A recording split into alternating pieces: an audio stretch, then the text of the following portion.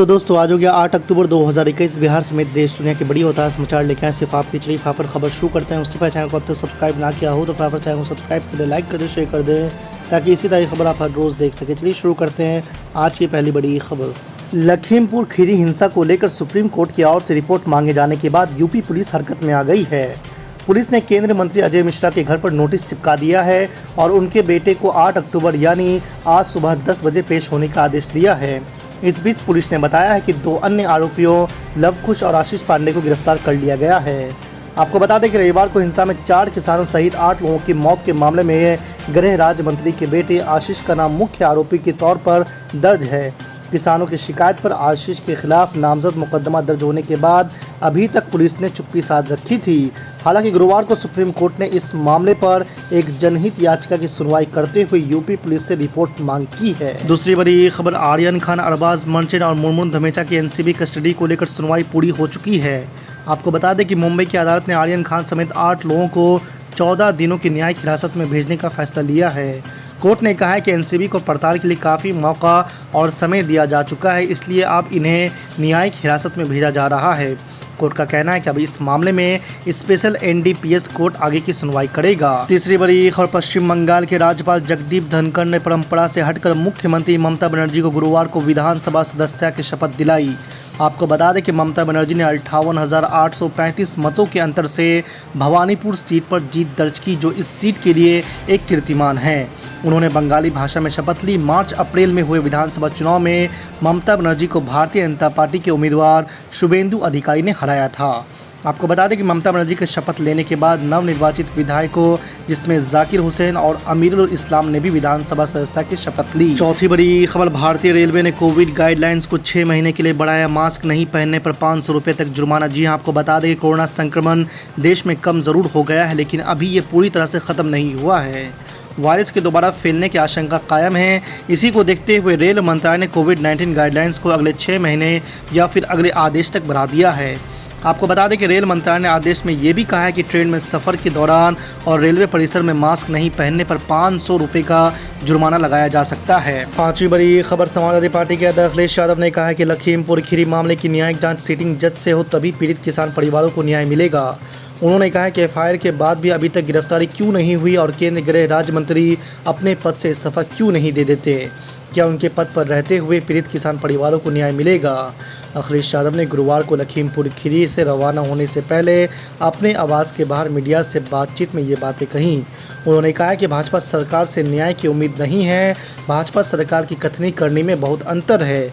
लखीमपुर खीरी में किसानों को बर्बरता से कुचला गया।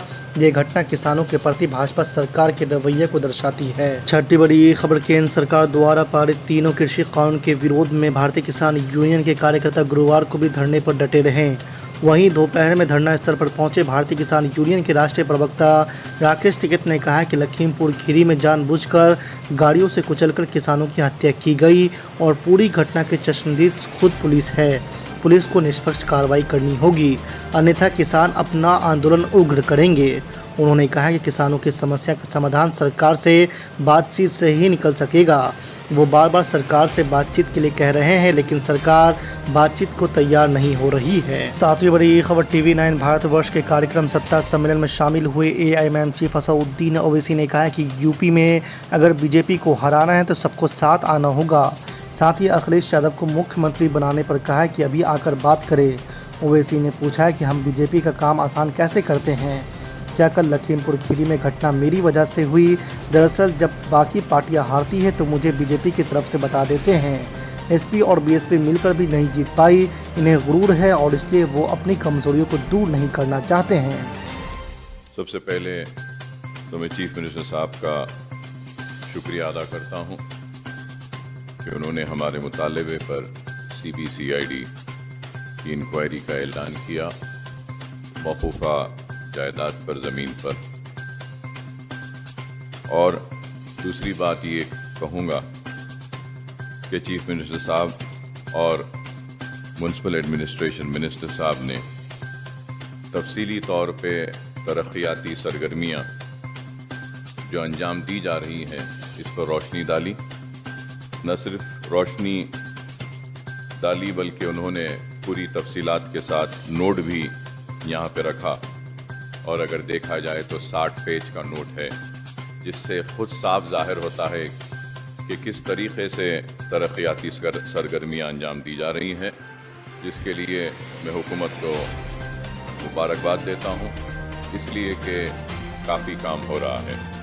और उसके साथ ही साथ मैं चीफ मिनिस्टर साहब के तवज्जो इस बात पर भी ज़रूर लाऊंगा कि हमारी पार्टी की जानिब से आपने जो ऐलान किया कि शहर के 4 तरफ में नए बड़े सुपर स्पेशलिटी हॉस्पिटल्स के क़याम के लिए हम इसका भी खैर मुक़द्दम करते हैं और हमारी पार्टी की जानिब से मुकम्मल ताउन करेंगे।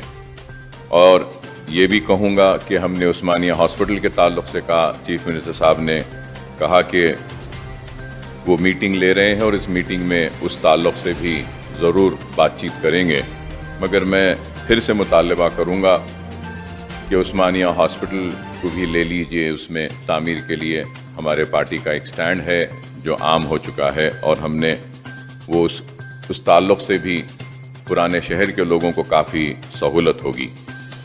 और तीसरी बात, वो फ्रूट मार्केट के ताल्लुक़ से भी हमारे पार्टी की जानिब से इस मसले को उठाया गया था। चीफ मिनिस्टर साहब ने दवाखानों की बात कही है, तो मैं चीफ मिनिस्टर साहब से आपके ज़रिए एक ही दरख्वास्त करना चाहता हूँ, अगर आपकी तरफ से अगर आप इजाज़त देते हैं और महमूद अली साहब को और एग्रीकल्चर मिनिस्टर साहब को अगर आप बोलेंगे तो फ्रूट के मार्केट के जो लोग हैं उनके साथ हम भी बैठकर एक मीटिंग करते हैं।